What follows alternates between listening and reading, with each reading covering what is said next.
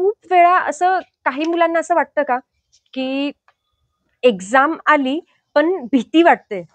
असं होतं ना खूप मुलांना, की काय होईल, कसं होईल? किंवा ज्या मुलांना एक्झामचं नाव घेतलं, की असं हातपाय थरथर कापतात किंवा मला वेळेवर आठवणार की नाही अशी भीती वाटते. असं होत असतं. आतून सगळ्यांना होत असतं. काहींचं दिसतं, काहींचं दिसत नाही. असं होतं, बरं का? तर बुद्धी आणि स्मृती ज्यांना व्यवस्थित आपली वाढवायची आहे ना, त्यांनी काय करायचं, ज्योतिषमती वनस्पती जी आहे ना, ते ॲक्चुअली मागवली होती पण मिळाली नाही.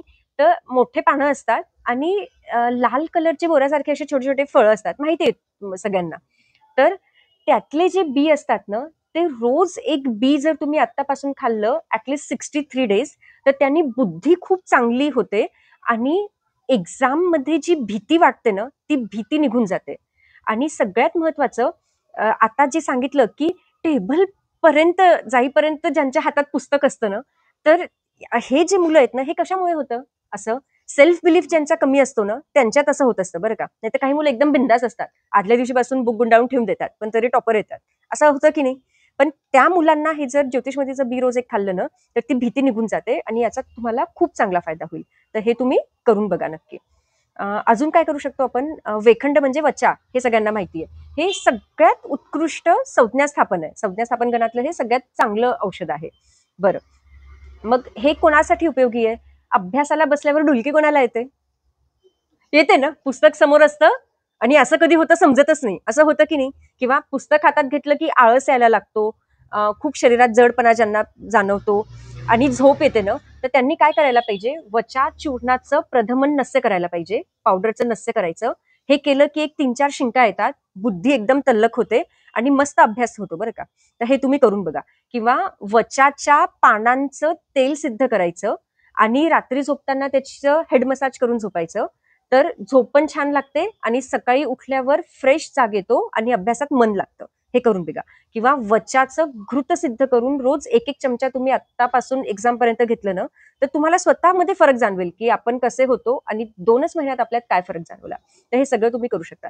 किंवा अ, अजून वचेचा एक उपयोग आहे, की त्याचं क्षीरपाक जर करून घेतलं ना, तर उन्माद अपस्माराचे जे पेशंट आहेत ना, तर त्यांचे फिट्स येणं कमी होऊन जातं. ज्यांना खूप लाळ गळते तोंडातून, ते पण गळणं कमी होऊन जातं. किंवा स्क्विंट बघा, झटका आल्यावर स्क्विंट ज्यांना असतं ना, तर ते पटकन त्यांनी कमी येतं. तर वचा तुम्ही याच्यासाठी वापरू शकता. एक अजून आहे, पिंपळाचं झाड सगळ्यांना माहिती आहे. पानं आणलेत का कोणी? पिंपळाचे आणले होते ना? नाही आणले. बरं. तर पिंपळाचं झाड सगळ्यांना माहिती आहे. पिंपळाचं एक पान खाणं म्हणजे पाव किलो गाईचं तूप खाण्यासारखं आहे. इतकी एनर्जी पिंपळाच्या पानात आहे. आणि पिंपळाच्या पानात पारा आहे असं रिसर्चमध्ये प्रूव्ह झालेलं आहे. पारा म्हणजे काय? पारद. है ना? म्हणजे सगळ्या गोष्टीतून आपल्याला तारणारं आणि आपलं भलं करणारं जे असतं ना, ते पारद आहे. तर पारद म्हणजे काय? पारदाला पर्याय शिव म्हणलेलं आहे. है ना? शिव म्हणजे काय? कल्याण करणारा. तर हे सगळे गुण पिंपळाच्या पानात आहे. पिंपळाच्या पानाची पत्रावळ करून जर दर रविवारी त्याच्यावर गरम आमटी भात खाल्ला ना, तर बुद्धी, स्मृती, एकाग्रता आणि आकलन शक्ती, ग्रास्पिंग पॉवर जो आहे ना, तो खूप चांगला वाढतो.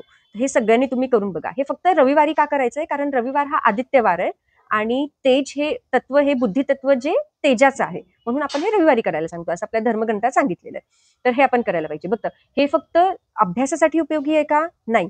जे म्हातारे लोक आहेत ना, की ज्यांना विसरायला होतं, है ना, चष्मा डोक्यावर असतो आणि घरभर शोधतात, असं होतं ना. आपण एखाद्या रूममध्ये जातात आणि मी कशासाठी आलो हे आठवतच नाही, काय होतं काम.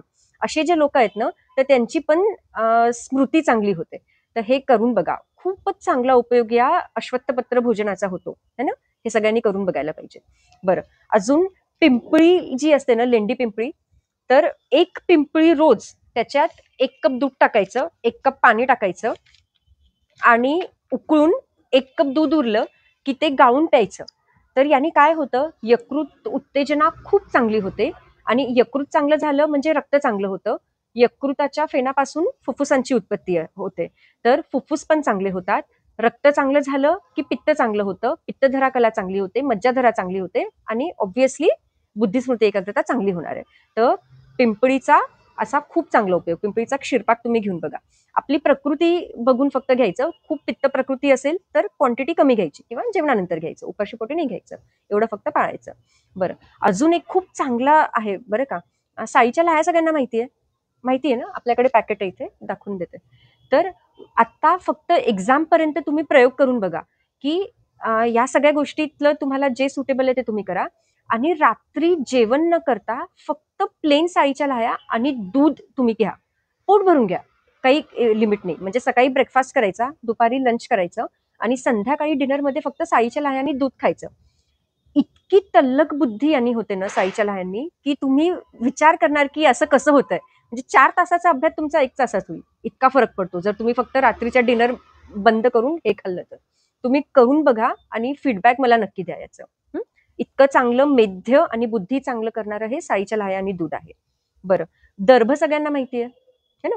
आपले जे तृणपंचमूल आहे, कुश, काश, नल, दर्भ आणि इक्षू. तर त्याच्यातलं दर्भ जे आहे ना, तर त्याचं दर्भाचं आसनं मिळतात. है ना, 50-100 रुपयाला ते आसनं मिळतात. तर दर्भाच्या आसनवर जर ऍक्च्युली कशासाठी होते, हे जे आधी ऋषीमुनी साधना करायचे ना, ते दर्भासनवर बसून करायचे.